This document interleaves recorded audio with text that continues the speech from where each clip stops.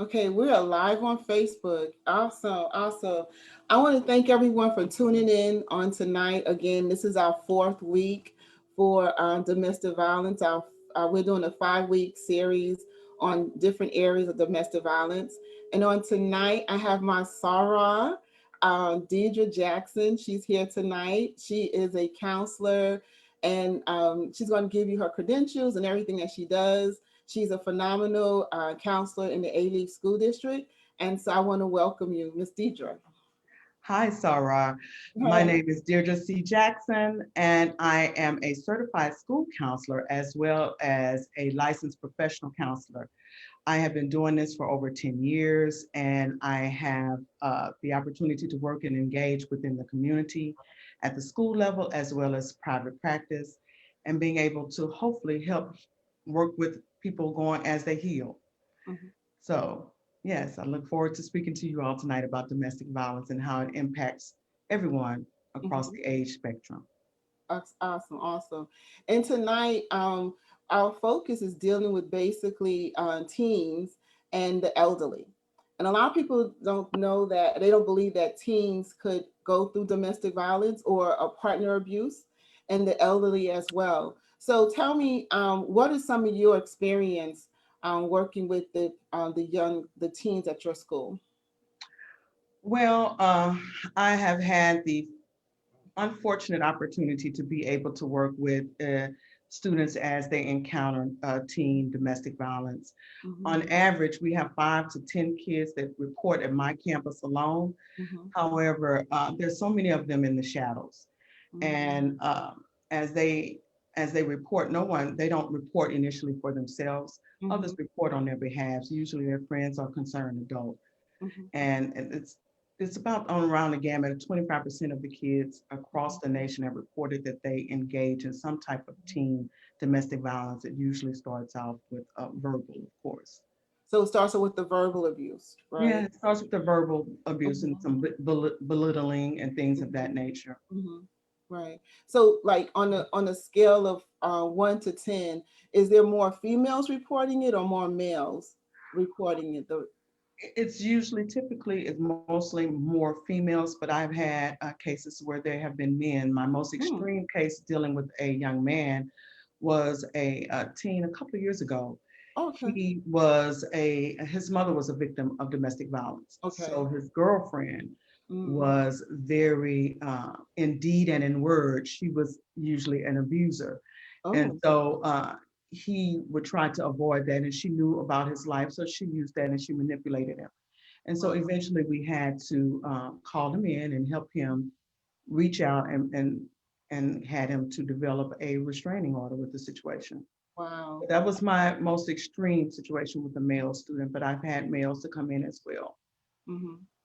And I know, according to the stats, it says nearly 1 in 11 female, approximately 1 in 15 male high school students report having experienced physical dating violence in the last year. So, is that somewhat, do you think that's a true stat when it comes to like high schoolers? Because I know you deal with high school students, right? Yes, Correct? I deal with high school students during the day. I think it is a true stat, but I also think it may be underreported because Okay. That's, kids because kids do not tell. mm-hmm, They're ashamed of those particular mm-hmm, statistics. They don't want to be the one who's like, okay, I'm getting their boyfriend in trouble. Oh, he loves me, and it's a lot of misreading.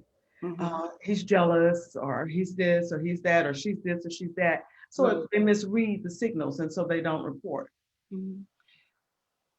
Why do you think that? I think that's good because there's a lot. Is there like a lot of jealousy, competition going on in the school system, like with the kids? You know, because I don't work in the school system, but I know Uh-huh. I had the pleasure and the opportunity to come to February when we did the teen dating seminar with the kids there, and that was really really interesting. So. I mean, some of the kids were telling us how that it was some jealousy that was going on. It, How true was that? it's a lot of jealousy. It's Okay. a lot of jealousy that goes on, and a lot of that jealousy is a lot of insecurity and Right, power and control. right. So a lot of it is power and control, and then we have made our youth so vulnerable.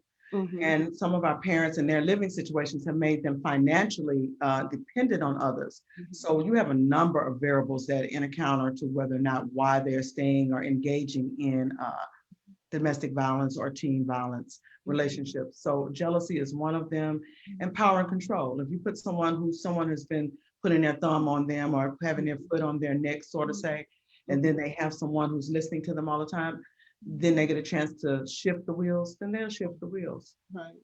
And what should we do to teach our kids, the youth, about when a young guy, when he takes your cell phone away and he's constantly going through your cell phone, and we think it's cute, and it's not cute, Oh, or either he's belittling you, and yeah. you say, well, this is how he wants me to look, Hmm. but there's nothing wrong with you. So what he's doing, I feel, is that he's taking his insecurities and placing on you, you Yeah. know. Mm-hmm. Well, that is the case. But Mm-hmm. one of the things that we do a lot of things, and I love what you're doing, Cheryl, in the community. I love Speak Out and everything like that. And that's having a place in a vacuum, that vacuum in the gap where people need services for help in domestic violence. But one of the things I think we need to do is kind of on front end loading. Right. We need to start front end loading and teaching our youth about healthy relationships. Right. We're Right. waiting to tell them as they experience different types of domestic violence abuse. We should be front end loading and preparing them and having creating a vacuum for self-love. Mm-hmm. If I and teaching them how to develop healthy boundaries. I think that is where we kind of veer off course. If we have those particular things in the front end, they're able to recognize what is unhealthy. Mm-hmm. But We now, if a young person is constantly seeing their parents fighting, belittling each other, cursing each other out, stabbing each other, how can we change those behaviors in that person? I mean, is it possible? I believe it is possible. Okay. I think that it's not just it takes a village to raise a child. Right. And Exactly. so if I'm seeing one person in Mm-hmm. an unhealthy thing, but then I'm demonstrating and modeling and seeing something else Mm-hmm. when someone else, so I have different mirrors that I can look at. And if I'm looking at one mirror and I find that in that mirror, I see things in which I believe that are unhealthy and do not feel good, then I need to take the opportunity and look in another mirror. And that's why it's important for us to be women when we're modeling how we model behavior and how we model self-love Exactly. is they need to see it from all of us, not just from their parents. Because Right. if I can see something different on the outside of my home, I know there's an opportunity to be different. That's true. And do they accept your advice or your counseling when you talk to them about changing behavior or getting help? I love the opportunity to be able to sit with my youth, my male and my Mhm. female students. Right, right. Uh, and they do. They look forward to it. Mhm. They want to see something different. They know that they'll tell you. They'll come in and say, "Well, this is what I see at home, but I don't like what my mom is doing. I don't Mhm. like what my dad is doing." They are welcoming and they're looking for solutions. They're thirsty for change. They Mhm. want to be something different. They don't want to be encapsulated by what their conditions and their circumstances. So if Mhm. they have the courage to walk into the office, that Mhm. means that they are ready to make moves and That's good. listen to you. Okay. And they feel comfortable and like to coming to you and coming to your office is a safe environment for them, correct? Oh yes, it's a no Right, judgment zone. right, It's a exactly. it's a no judgment zone, and I think that we need to have a little bit more of those when we're dialoguing with our youth. That's Right. at home. As even as a parent, you need to take the opportunity. If you're parenting a teen or preteen, you Mhm. need to take the opportunity to speak to them and give them a safe place to be and say, okay, let's Exactly. talk about relationships today. Mhm. What do you know about them? If Mhm. you're watching a movie with them and you see probably one of our cult classes is Baby Boy. We all love Baby Boy. Okay, yeah, We love baby boy. Tyrese. But in that movie, we know that was it was a dysfunctional relationship. It was. And so if we're sitting there watching that with our son or our daughter, or both of our son and daughter, we need to ask them what is wrong with that relationship. Do you like what do you think about what's going on in that relationship? So Mhm. we need to take those opportunities. We can no longer parent at the back end. We need to always be parenting at the front end. That's good. That's good. And like I like what you said, it takes a village to raise and also encourage to Mm-hmm. mentor someone. It takes it's not just one person, but it takes all of us, a collective group of people, to get this done. And so tell me, so what are you doing on the outside of your job besides, I know you work with the kids, but what other things are you doing to help with when it comes to domestic violence? Well, our sorority has taken plug, Beta Phi Beta Sorority Incorporated as now one Yes, of their major initiatives is domestic violence, because we're yes, recognizing that is that's still a rising strain. As we seen the other day, we had the horrible incident to happen here yes. in Houston. Mm-hmm. We are doing things and making sure that we're having resources and providing opportunities for students to and youth and women to be able to have resources to know marketing, putting that information out, and putting it on social media so they will know, okay, 1 in 5 statistics, showing them the healthy wheel versus the power and control wheel, and Right, letting exactly. individuals see that. The more we see different resources and have the opportunity to have the information, I Mm-hmm. think that people will become aware and be able to start recognizing and feeling the difference and trusting themselves, and even giving that information to that friend. So working along with our sorority, I also have the opportunity, I'm a member of other national organizations of top teens. I have the opportunity to work with top teens Mm-hmm. and the National Council of Negro Women, where we're always making sure the mission is what we do for African American women. So working with those organizations give me the opportunity to help the community in those capacities. Yes, ma'am. Awesome, awesome, awesome, awesome. I hope that I didn't put you on the spot, but I just had to throw that in there. Okay, You cool. didn't, no, you didn't put me on the spot. I was like, whoop, I'm plugging. Yeah. And now, another question I want to ask you, that some of the students that are going through the domestic violence or going through partner abuse, are any of them going through like substance abuse as well? Abuse, going through like drugs, alcohol, and things like that? Usually what I find that the males are the Mm, people who are participating in dependence abuse. And okay. so the girls are dealing with, well, that's not how he is when, it's Mhm, only that way when he's doing that or doing that, when mhm, he's drinking this or doing that. So it's usually the male students and the recipient of that particular thing. Those are the kids that I encounter that. mhm. So, and we offer those services, and if Mhm. that student is willing to come in and receive those types of resources, and I we offer know that information. when I subbed in A school district, and what I was sitting in one of the classrooms and I was just minding my own business, gave everybody little assignments. Mhm. And so this young lady, was a group of kids together, and Right. they were saying, well, the girl was saying that she was taking drugs. It was like they were all getting high. And Mhm. as they was getting high, they also mentioned that they had that she was had sex with several partners. Right. Okay. Right. And having sex with several partners. Hi, Amelia. Hi, how are you? Hi. Mhm. And as she was having sex with several partners, that she was basically being gang raped, Yes, ma'am. you know, and Mhm. she was okay with that. Yeah. And go ahead, go Uh, ahead. you're okay with something if that's the norm in your Mm-hmm, neighborhood, and you have to first realize that your body is your temple. mm-hmm, And so we have now made bodies a marketing thing. We have made it cachet. It is mm-hmm, cachet. You use it as a capital. I'm using that as a negotiating mm-hmm, market. So if I'm having sex with those people, we have to take back our bodies and make them mm-hmm, special in a temple. Girls don't know that they are, when they give in their bodies and uh, engaging in those type of activities, that they're losing a part of themselves, and that they wake up and don't realize who they were and what happened. right. So it is a phenomenon that is I'm familiar with. Yes, ma'am. And when she said it, then the next thing was like she was okay. She was like, "I'll do it again," and my mouth just dropped. I'm like, "You just don't know what you're saying. You're abusing yourself." And my heart went out to her. I'm like, "This is not good." Mel, you have something to say? You want to say something? Your line sister is here. I see it. Thank you, Lauren. You're welcome. I agree with what Deirdre said. Mm-hmm. Every time, I guess, women, we're different. We are emotional creatures. Mhm. Every time that you're with someone, I agree that you give a part of yourself to that person.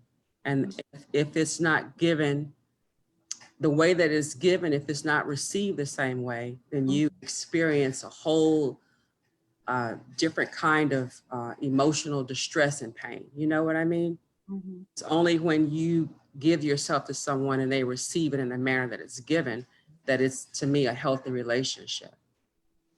But so, in other words, I guess we have to know that we have value, recognize that we Absolutely. have value, that we have self-worth. We And have that, value, self-worth, and we have to have some discernment. You can't give Mhm. yourself to everyone. Everybody is not worthy of you. That's Yeah. true. That's true. I agree. Mhm. I agree. And so we're going to switch a little. We're going to talk about the elderly. Right. So about the elderly, a lot of people don't think that that elderly, they call it later life. Right. They gave it a name as later life. Yeah. And so I don't know how late is the life, but they said later life. And that's like 5 and over. I said, that's later? Oh my Yeah, God. girl, yeah, that's later. That's So later. Mhm. yeah, that's later to them. Yeah. Well, yes, they do experience abuse, and Mhm. typically it's by someone in which they trust, Right. either a family member or a mate or someone who's supposed to be in their care, and they experience emotional, Mhm. sexual, physical, Mhm. financial, Yes, financial. and neglect. And Mhm. so we see those things, and people are taking advantage of them. And so they feel guilty because they are being, someone is having to take care of them. And so therefore they don't say anything, they don't tell. And so they stay in those particular situations because of that. And they were like, well, who's going to take care of me if I say something? And Exactly. so they do have a gamut of, it was reported over 600,000 cases of Wow. elderly abuse occur yearly. And Wow, that's a so lot. that's Mhm. a lot. And Mhm. so, and then some of them go unreported because we look at it may be a scrape or abuse when they go to the doctor's office. And so that may not be looked at as a type of abuse. Right, right. And so what can we do to help those who are elderly? Because I mean, I think that that's a very tender area Mhm. to help to abuse someone who is helpless, not hopeless, but Mhm. Mhm. helpless. You know, someone who can't move, who can't function, or even if they are mobile. I mean, why would, what can we do to help them? Well, one of the things, again, this is going to be my phrase for tonight. We want to front load. I Uh, love that front load. we want to front load with those in that particular segment, and Mhm, that's preventative care. mhm, So usually, what happens when you have someone that the families kind of deteriorate. So we need to make sure that when we having a caretaker, that it's a family affair. It's mhm, not just one person that is responsible for the care. If mhm. you can do the mechanical things at your parents' house, you do the mechanical things. If you're the person that do the finances and the medical, don't let it be one person that is burdened with doing that. And make sure that we don't keep isolate the elder from the community. Have the Mhm. church members come over. So Yes. if we have people doing various things and the caretaker is not burdened, and we have people coming in and visiting, it's less likely for someone to take advantage of someone if we know that there's other eyes watching on that person. So we have to have those plans. We need to create a family care plan. What are we going to do for mother and father as they get older, or the aunt who did not have any kids? How are we going to make sure that they're cared for? Let's split these particular activities up and see how we can make sure that no stone of their care go undone, but also to make sure that the caretaker is not burned out as Right. they try to make sure that they're caring for those people, because they paved the way for us and they deserve proper care, and they deserve the rest of their second part of their life to be something that is tender and loving, and Exactly. and loving experience. Exactly. I'm going to paraphrase a scripture in the Bible, and it talks about us taking care of our parents. It talks about how our days will be longer on the earth. You know what I'm Right. saying? So, like, if you do your part, even if your parent has never was the meanest person that you think on earth, we Mhm. still have to do our part and love on them, and Right. just treat them with loving, just with tender loving care. And the Right. TLC. And Right. so, because I believe that you will be blessed at the end. Because I remember my sister and I, we were like, Mom, what you need? If she said she needed something, even if Mm. she said she didn't need anything, if we saw that she needed something, it was taken care of. You know what Right. I'm saying? And I told my sister, I said, I believe that's why God blessed us, because we did what we were supposed to do. We took care of our parents. Yeah. And so, It's a and circle of life. that's it. It's a circle of life. And that's what we have to learn how to do. And then you have those who are in the nursing homes Mm-hmm. where they just, it's like you drop them off because you don't have anything to do with them, or either like they taking too much of your time. You Right. know, this person gave birth to you. That's your history right there. Right. And they don't realize it. Hmm. Well, again, we used to be a very communal people, and Hmm. I don't want to try to make it community Yeah. oriented, but if we're a communal people and doing those things in which we were taught, Hmm. and if they're healthy and or things that which we can learn, we Hmm. can, even if you have to, because some instances there where you have to place your parents, they Hmm. need specialized care, but Right. you don't Right. just leave them there. You need Hmm. to they need to know that in that care that someone is going to be in rotation Right. coming to make Right. sure that those people who are Exactly. responsible for their care Exactly. are doing and providing the best possible care. So Exactly. we have to be, we have to get back to some of those values in which we had being Hmm. communal, front load, and make sure that we have a family care plan. We Hmm. need to make sure that we're doing that. We can't wait till we are 62 and sick. We need Exactly. to have we need to have those conversations now. Okay, Right. what do we need? This is what I need you to do if I become ill. This is who we Right. need to talk, take care of. This is how we need to go about doing that. And so I think we often are reactive when we need to be Mhm. proactive and preventative. Yes, and just just hanging around. If we just spend some time with the elderly, Mhm. or those who are in the later life, Yeah. if we spend time with them, you would. I mean, just listen to their stories. Yeah. It's so rich, and it's so enlightening, and just you can learn so much from an older person, Right. someone that's seasoned, someone that's been around the corner and back so many times. They could tell you how to handle situations in your life. They Mhm. could give you, I mean, the whole thing.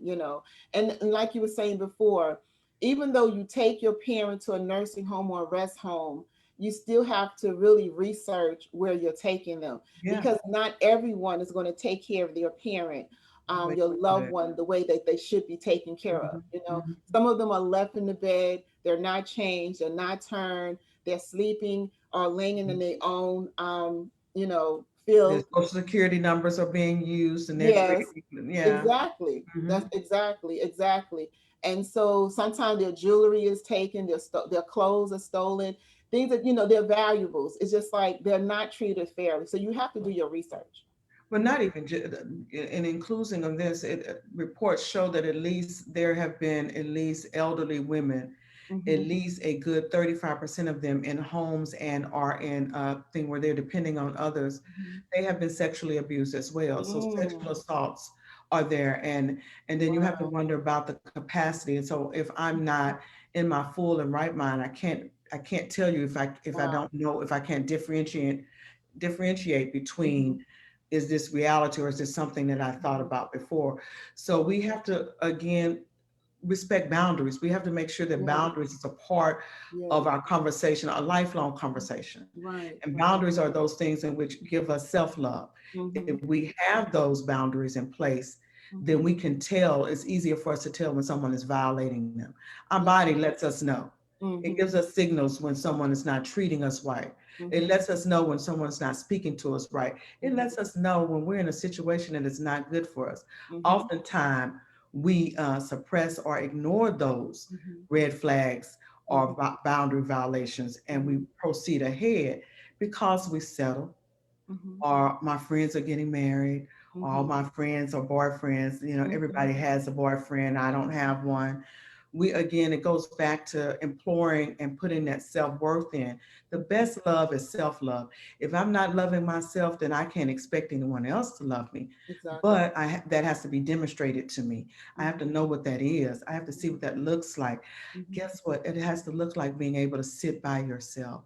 And Right. it's okay to Right. be, sometimes it's okay to be alone. Sometimes it is better to be alone than to Yeah, be in a bad and unhealthy relationship. that is true. I agree. I agree. Yeah.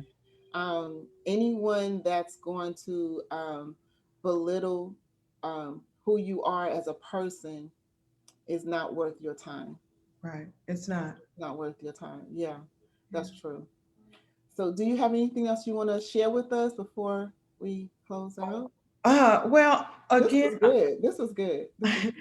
a good one of the things again is that again, I think we need to make sure that we are providing resources Mm, and making sure that we are teaching our young men how to be emotionally aware. yes. Yes. Emotional regulation, self-regulation is important for both male and females. Exactly. But if I've seen abuse, I need to figure out what those feelings look like. And we need to allow our young males to be able to experience the gamut of emotions. We have those emotions for a reason. They don't stay there. And they Mhm. need to learn how to regulate those, but we often tell our male students to suppress them. So we provide those mentorships with them and be able to, if you don't have, if you're a mother and you don't have a positive male role model for your son, put him in a boys, girls and boys club. Mhm. Provide him are those things, or 100 Black men. Provide him a space where he can see healthy Black male relationships. Give him that. And if you can't do that and you don't have the space and the time to do that, then again, watch and discuss. Be able Right. to talk to your children about the changes that they're going to, the experiences that they're going to, and give them those spaces to be able to, those no judgment zones, to be able to talk to you I was about gonna say relationships. that. Yeah. Yeah. They need to have those, and and let them teach them that they are the most important thing. Mhm. Remove the social capital and the economic capital that can Mhm. be gained from relationships, Right. and watch what you're doing. Mhm. Watch what you're doing in front of your children. Mhm. The best example you can give them is be a model. If Right. we're doing that model work for them, Mhm. then they will in turn model what they've seen. We say, "Do as I," that old adage they say Right. in our Mhm. community, "Do as I say, not as I do." That's right. Kids are not going to do by that. They're going to follow That's by right. what they see. That's right. Yeah, That's true. yeah. That's true. That is so true. Man, you said a lot. Thank you. Thank You're you, welcome. Sarah. Thank You're you. You're welcome. You're not awesome. You're welcome. awesome. Thank you. Yes, yes, yes. I want to say thank you to Zeta Phi Beta Sorority, my Sarah, Deidre, for doing this tonight, for sharing some a wealth of good information, dealing with, it says that there's no age limit, and there is no age limit for abuse. Doesn't matter what age you are, your social economic status, your race, it doesn't matter. Abuse is abuse. And then, like she said, front load. So something that we have to learn is about the front load. And then, it, love yourself, know that you have self-wealth. And also, if someone is treating you and you're inside, you're not feeling good about something, step away from it. Don't indulge. I don't care how fine she is or how fine he is, step away. Just leave it alone. Don't touch it. You know, that's one of that's definitely a red flag. Also, Speak Out is having their walk this weekend. It's virtual, but we're going to be meeting at Interactive College of Technology, 2950 South Gessner Road. We're not charging for the walk. We have our Speak Out mask. It's a $5 donation for the mask because since we're social distancing, we have to be masked up. So we're asking everybody to please have a mask. If you don't have a mask, you can purchase a mask on Saturday and it's only $5. So also we did sign a contract with UHN where we'll be doing our play. We'll be going live on Roku, Fire TV, and a couple more stations. And so it will be like an episode. So it'll be like 6 to 8 episodes that we'll be doing on the play. And that will be starting in January. So we are looking for volunteers. If you're interested in volunteering, hit us up on our Facebook page. You can inbox me. And I thank you, Sarah, for coming tonight. I thank you, Amalia, for just showing up. Where's Dawn? She's knowing Don. She's probably watching. Say, "Hey, Don, Okay. how you doing out there?" Yeah, hey Dawn. I told Dawn she's next. She said, "Really?" I said, "I'm not playing. You're next." And so I might get on through you guys to come on together. Let me do a soft plug for you. Ladies and gentlemen, if you haven't had the opportunity to see Speak Out in action, they are wonderful. I've had the opportunity to have my soror come out to the school and work with my students about domestic violence for Teen Domestic Violence Month in February. It is amazing. Keep doing the work that you're doing. We're proud of you. It is a blessing that you're out there making this known. And particularly, we need to have different faces to domestic violence and those who are speaking.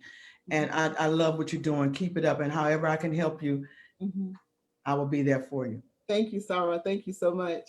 And I'm going to say good night to everyone. Thank you for this time. You guys be blessed, be safe, and continue to mask up and social distance. Good night, everyone. Thank you. Thank you. Bye-bye.